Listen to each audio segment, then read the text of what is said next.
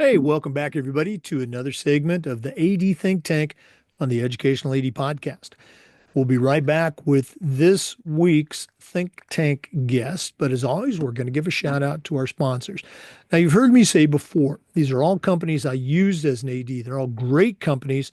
You should be using them too. So take 3 minutes, listen to our shout outs, then listen to our Think Tank guest, and then go and visit these sponsors. I'm telling you, you're going to be glad you did. Here we go. We want to say thanks to our good friends at Gipper for their support. You know, your students are on social media, and if they're not seeing content that celebrates their accomplishments and promotes your program, you're missing out on a great opportunity. Go to Gipper.com. It's used and trusted by over 20,000 high school and college programs. And whether it's a social media post celebrating a big win or an entire newsletter post showing everybody in your community all the great things that your program's doing, the Gipper team is going to have you creating world-class content in seconds. It's professional social media made easy. Go to Gipper.com to get started. That's Gipper.com. We also want to thank Vital Signs Wall of Fame. If you're looking for a really cool way to display your school record boards or to show off your school's Hall of Fame, go to Vital Signs Wall of Fame and take a look at their interactive touchscreen video consoles. They're also a great way to share your school's unique history and brag about your proudest moments. The website is vitalsignswalloffame.com. Check them out today. We also want to thank Home Campus. Home Campus is a platform that you're going to use every single day, whether it's scheduling, rosters, results, communication. I mean, their athletic eligibility and clearance platform alone, you're going to use every single day. Go to homecampus.com to get started. That's it, homecampus.com. We want to thank Ohio University and their online masters in athletic administration. My assistant athletic director got his master's from Ohio University, along with thousands of others, and it was a great experience. It's very affordable, just 20 months totally online. And while you're completing your master's degree, you're also completing 11 NIAAA leadership training courses at no extra charge. It's ohio.edu/info/MAA, the Ohio University Online Masters. We also want to thank Sideline Interactive, indoor score tables and video boards. Go to sidelineinteractive.com and you can schedule a live web demo to see their score tables and their score boards in action. Probably one of the best purchases I ever made. Go to sidelineinteractive.com. Check out their great products today. We also want to say thank you to Huddle. As a football coach, I used Huddle for years. As an athletic director, I made sure that our school was a Huddle school, and our coaches just loved the tools that Huddle provided. Our student athletes love the videos, and our parents love the streaming, but there's so much more. Go to huddle.com, join the 8 million users. Turn your school into a Huddle school. We want to say thanks to Athletic Surveys by LifeTrack. Athletic directors already get feedback, but a lot of times it's from a very small group that just wants to complain. Athletic Surveys is going to connect you to that group, but they're also going to connect you to the 98% that supports your program. And having that kind of data is incredibly valuable, especially when you're visiting with a frustrated parent, maybe your principal, or even your school board. Go to athleticsurveys.com. They're going to create a custom survey that lets you take the pulse of everybody in your program. athleticsurveys.com. We want to say thanks to Hometown Ticketing. Hometown is the leading digital ticketing provider to schools and colleges. The Hometown platform also does a lot more, but if you're thinking about changing over to digital ticketing, talk to the team at Hometown. Whether it's more support, more security, or more customization, Hometown is here to help you make the best online ticketing solution. It's hometownticketing.com. And we want to say thank you to Snap Raise. Have you ever spent weeks and weeks with a fundraiser and been disappointed in the results? Those days are gone. go to snapraise.com. It's hands down the best online fundraiser out there. We used it at our school with great success. Our coaches loved it. Our parents loved it because it works. Go to snapraise.com. You can check out their other great platforms. But if you're looking for a fundraiser, you just found it. It's snapraise.com. And we also want to say thank you to K-12 Sports Tech, who sponsors the AD Think Tank. K-12 Sports Tech helps athletic directors and sport vendors connect through education and hands-on consulting services. Athletic directors are also invited to join the K-12 Sports Tech AD Think Tank to help influence how companies shape their tech. To get started, it's very easy. Just go to k12sportstech.com. That's it, k12sportstech.com. Check them out today. Welcome back, everybody, to a segment that we call the AD Think Tank on the Educational AD Podcast. Back with us again for his second segment is a good friend, John Fletcher Butler. If you've been listening to the podcast, I'm sure you're going to remember John Fletcher's first segment. He is currently a senior at the Maclay School in Tallahassee, Florida, the school where I was the AD until I retired. And he's also finishing up as a senior. He's finishing his 6th year as the official varsity public address announcer for just about every sport that we offer. He's got an incredible resume as a public address announcer.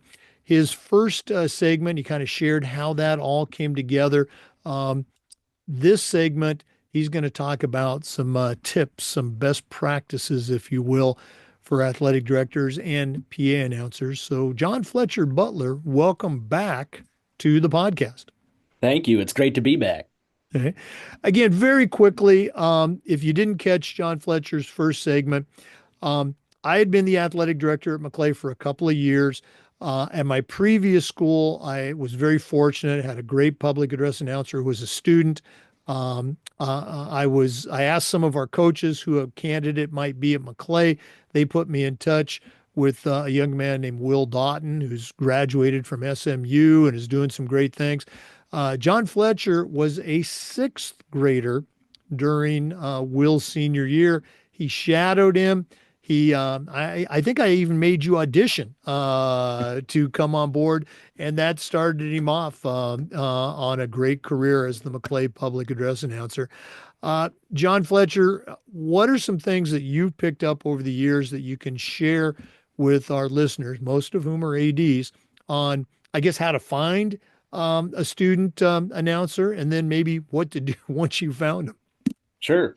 So I'll speak on this too from an interesting perspective. Right now, Maclay has charged me with finding my replacement um, as I near graduation here in May. So I'll kind of talk about too what we've been doing at Maclay to try to find another person like me that has the same interest and the same skill set. But to me, when you're going out and you're finding a new public address announcer, which I also highly recommend if you're at a K through 12 school or even a high school, having it be a student.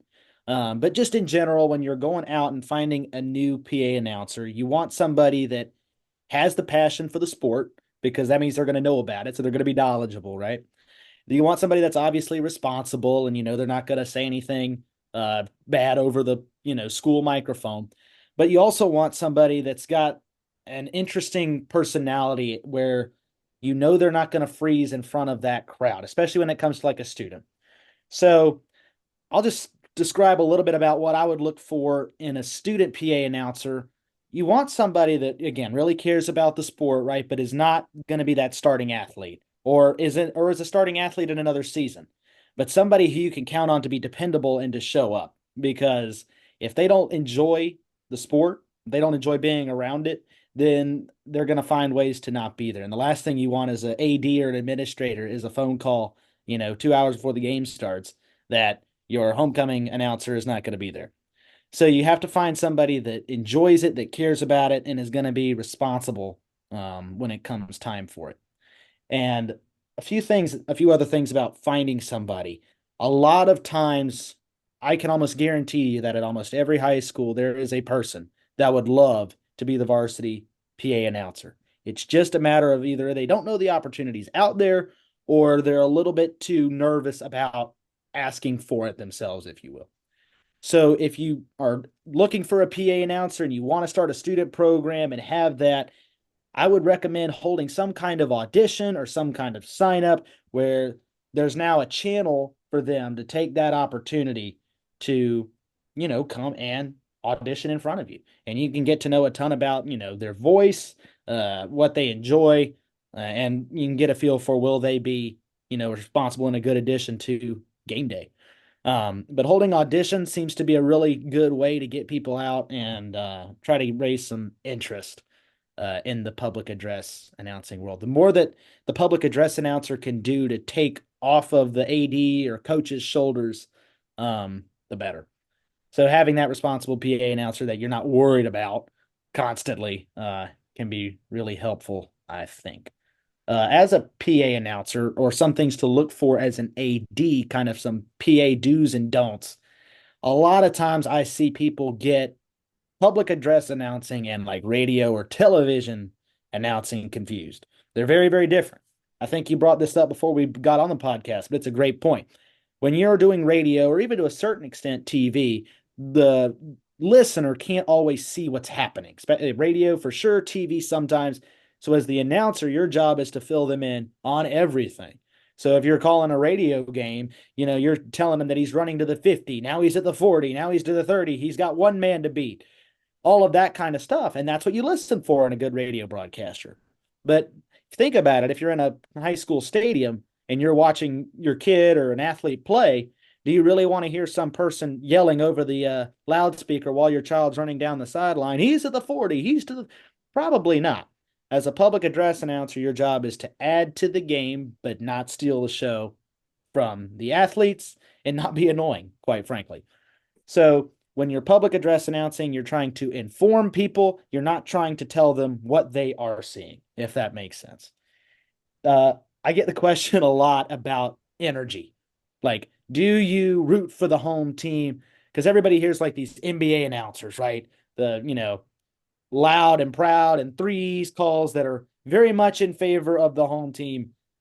I've tried to find a sweet spot between, adding excitement, not sounding like I'm about to fall asleep, but also remaining professional and, giving the opposing team the respect that they deserve. Because, they have to practice, they have to go to work, they have to show up and do all the same things. So when their athlete makes a bucket, I don't want to be disrespectful or do anything that would not be appropriate. So as far as energy, I give a little bit of inflection towards the home team, especially at the college level, where that's a little bit more mainstream, a little bit more accepted. But at high school, I try to be very professional towards both teams and call what's actually happening, not call what either I want to see as a fan or anything like that. So those are kind of my quick tips on the finding and then what to kind of look for, or as a PA announcer, what to kind of avoid as far as that goes. But I don't know. How was that? Hopefully I didn't ramble too much. Oh no, not at all. That was great. You did this a little bit on your initial segment. Let's maybe take a deeper dive. Once you found that candidate, or maybe it's a couple of people, Mhm. um, we when you came on board for us, we already had a notebook, if you will, with some scripts and some standard things that you greatly added to during your time, even that first year as a seventh grader. Can you talk a little bit about how the scripts or the notebook can really help out the new and even the veteran announcer?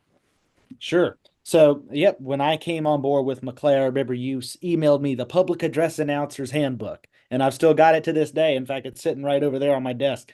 Um, but it's got its scripts and official signals and the clock instruct, all kinds of stuff that it's easy to overlook, but you certainly want to get right. So I'll talk first about scripts and that whole thing. So When I first started public address announcing, I was obsessed with the script, right? Because that was my like security.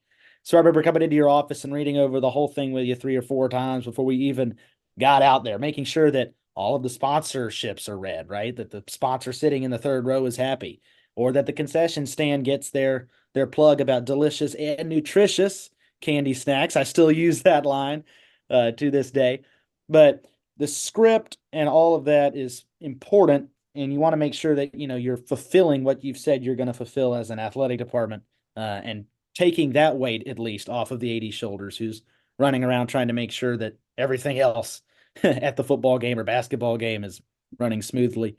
And then this is kind of a side note, but a few things I keep in my little bag that I take anytime I announce a game, whether it's middle school softball to collegiate baseball or basketball. I always take a pair of batteries, extra double A or triple A batteries.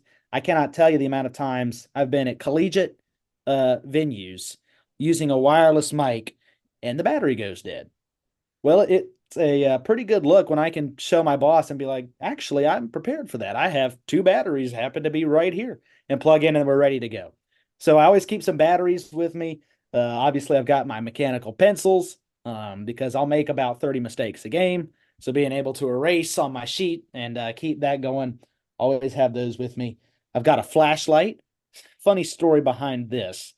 My first collegiate basketball game, which you were at, was a women's Florida State game against Boston College. And I was reading through my starting lineup sheets. I was moving great.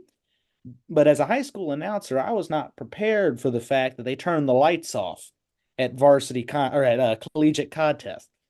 So we're doing it, and they start playing the hype video, and the lights go down, and they're swirling all these spotlights, and I can't see my starter sheet. So I've got about 60 seconds to come up with a solution because that's when we go live, and we're timed up with ESPN and all them. So I ended up having to get my phone flashlight out, and I had the scoreboard operator next to me hold my phone flashlight for my first collegiate game. But so now I carry a flashlight with me because you never know when the marketing rep has that amazing hype video planned where you can't read what's right in front of you. So I always keep a flashlight with me as well. And I'm pretty sure I've gotten off track somewhere in here, so sorry about that. But thought that'd be a fun note to add about that handbook. And then as I've gotten more comfortable as an announcer, as I've kind of picked up on things that I like to include, kind of made my own style. I've modified the script in certain ways to fit how I like to say things, how I like to read things, the way I like the certain areas I like to add emphasis. But at the same time, it's the same script that you left me with, 6 years ago. That's all the same. Like I said earlier, we have delicious and nutritious candy snacks at the concession stand, and sportsmanship is still pride in your school, your team, and yourself. So all of that stuff's still there. Well, that makes me feel very proud. And again, it's as you get into anything, you're going to have that manual, that script, that notebook. As you get into it, certain things, certain phrases are going to become, more natural, more automatic, more committed to memory. But having that there, as you said, the security blanket, very important. Mhm. Um, Also, I remember you. And I think I may have suggested this, but I know you really, as the years went on, and I only had you, for a few years there before I retired. Um, you kind of became, and I know you are to this day, kind of an unofficial slash official um, sports information director. You would go on the on Max Press before games and have the rosters printed out. You knew who the names were, and you would double check them, with the scorebook, with the coaches as they came in. Um, what are some of those maybe unthought of or unspoken tips that you could share right now on this particular segment? Sure. So that's interesting that you brought up kind of the sports information person, because that was one part of the job that I never really anticipated going into it. But you're exactly right. Going on Max Preps and double checking, rosters and all of that, especially as a new announcer too. When I started off, I would wait until the game and then I would get a roster from the visiting coach because they all bring, printed copies and all of that. And what I found is half of these names I've never seen before. I can't pronounce any of this stuff. It sure would have been nice if I had had this, yesterday when I could have, looked it over, marked the numbers that I wanted to ask their coach or their volunteers about. And so that was one of, I guess, another tip I can add to my previous thing. But always look at the rosters, look at max preps before, and make sure that you're comfortable with the visiting athletes, but also your own athletes, right? You don't want to absolutely mess up, one of your own players in your own gym in front of their parents. So take pride in being correct with names and definitely, read over those rosters.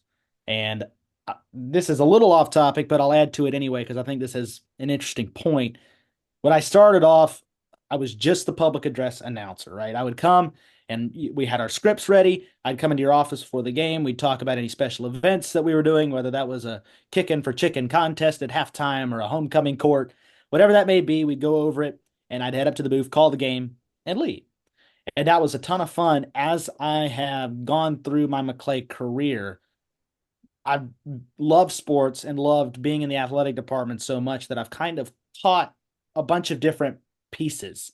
Like you talked about the sports information, but also like graphic management, like making the game day graphics and running social media stuff. I've picked up on that and I now run 7 different Instagram accounts for Maclay School, whether that's the school account or the football account or the athletics, basketball, whatever it may be. I've picked up on that kind of stuff. I've also started emceeing all of the signing days and doing the parent information sessions that we now do as a private school. We have our prospective parent meetings and tours and all that. So I've kind of taken my skills I've learned from public address announcing and brought those to kind of the academic side of campus, which has been really cool. So it's just, I've caught a lot of the different pieces. So it once was a public address announcing role is really honestly kind of a voice of the school now role, which has been really exciting and a whole lot of fun for me. So Great stuff. I'm going to jump in here. Pronouncing the names correctly. It just drives me crazy. And I'm not an AD anymore. I'll be at a local high school event or something, and they're just butchering their own kids' names. Take the time to learn how to pronounce them. Also, your expanding role as an athletic director. I loved them to watch them, but I hated the organization and the administration of the pep rally. And that's an area where you, and for our listeners, your public address announcer as a student can really showcase their skills, promote your program. And it's not you, in my case, as the cranky old, athletic director. It was, hey, it was a student. It was an exciting, a fun person, somebody with some personality out there introducing the players or the band or the cheerleaders or something. Talk about how all that developed. And again, at the time, you were a 7th and 8th grader hosting varsity pep rallies. Sure. So kind of like you, and this was after your time at Maclay, but I was asked by the cheer coach to come and announce the pep rally. That was it. I would show up, they'd have my script ready for me, and I just got to go out there and read it. And I thought it was a blast. But I started to realize just how disorganized pep rallies are. It's funny, every school has them, but I don't think people realize how they're actually like come together. And at Maclay, at least, it was, well, who has it? Is it athletics? Is it cheer? Is it the interclub council? Is it, the marketing department? Who's actually doing this? And so I found that, it would always kind of get dropped and it was disorganized. And I said, why don't we just as an athletic program take it over and really organize this thing, because it's a great way to get excitement in the school, excitement for the program, excitement for the athletes, and all of that. So I went from simply showing up and announcing those pep rallies to kind of being involved in the planning side. And so I did a few pep rallies in conjunction with our cheer coaches, who were amazing. And together we started, planning all of the pep rallies back in August, and we'd do them all the way through March, and really try to, improve on that and make it something that the school was proud of. And at the end of the day, they ended up using it as a not recruiting tool, but like almost like a showcase, if you will, for our prospective families. And we would invite them in, and that way they got to understand a little bit more about what the school culture was about. So we did that for a few years, and finally those cheer coaches ended up leaving for another job, and I just kind of got left with it. And so our AD at the time decided to go ahead and make me as I guess I was a freshman or sophomore at the time, director of all athletic events, which was anything from football games to pep rallies. So at that point, I took the pep rallies over and tried to grow them and make them exciting and make them organized and make sure that all of our athletes got showcased. So that's kind of how that story transpired. No, again, I just remember it was great to stand back on the sidelines in the gym and just watch you, orchestrate everything. And you're right, we had great cheer coaches. They were involved, but good for you. And I'm going to put you on the spot now. How's that search going for your replacement? Have you found some Oh boy. candidates? Are they passing your auditions? So far, I have put out the information for the open auditions all the way from sixth grade to 10th grade, trying to get kids interested. I haven't closed it yet. I've got a few kids that are interested. Um, right now, they're more interested in like the kind of spring and winter sports. I haven't found a football person yet, but I know they're out there. I just got to keep looking. And right now, there has been some interest, which has been nice. So we'll Yeah, see where it goes. I still remember the first couple years that you were our announcer. I would have some students come in and they were saying, "Hey, I'd like to do that," or I want to try it, and they all wanted the stardom that Mm. went with your position, but none of them wanted to put in the work and the preparation that you did naturally to develop into John Fletcher Butler, the announcer. So again, it's a unique person, but I still feel very strongly, again, for our listeners, you've got students. You have your version of John Fletcher Butler, might be a girl, might be a guy at your school. So you need to reach out. You need to find that person and then get them all the help they're willing to take to develop in their own role. John Fletcher, we're all about connections here, networking. If one of our listeners wanted to reach out and pick your brain a little bit about Sure. how they might, go down this path, what's the best way that they can get a hold of you? Sure. So best way to contact me is by email, which is jbutler, Butler, at maclay.org. And I believe that my picture and email is also on our school website. We're Maclay School in Tallahassee. So you can also probably find me that way. But I go through my emails and I will get back with you as soon as I can. Okay. Well, again, thanks for sharing with our listeners. All the best as you wrap up your senior year and get ready to go to college. And listeners, we're going to have John Fletcher back on a regular basis as a member of our AD Think Tank team. John Fletcher Butler, thanks again. And, we'll look forward to the next time we have you on the podcast. Thank you. Looking forward to it. For our listeners, we appreciate you. And just a reminder, we upload the Zoom recordings of all of our interviews to the Educational AD Podcast YouTube channel. We appreciate you tuning in. And we do this just about every day. We try to share stories and best practices. So hopefully we'll see you next time on the AD Think Tank on the Educational AD Podcast. Thanks again for listening.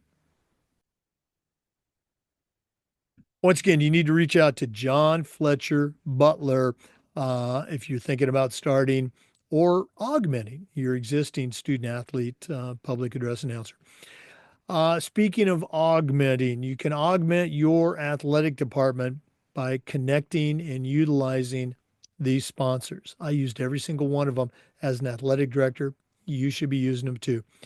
Gipper.com, Huddle, Hometown Ticketing, Snap Raise, Vital Signs Wall of Fame, K-12 Sports Tech, Athletic Surveys by LifeTrack, Sideline Interactive, Indoor Score Tables and Video Boards, Home Campus, and as I say, my assistant AD used the Ohio University Online Masters in Athletic Administration to get his master's degree. Check out all these great sponsors, and hopefully we'll see you next time on the Educational AD Podcast.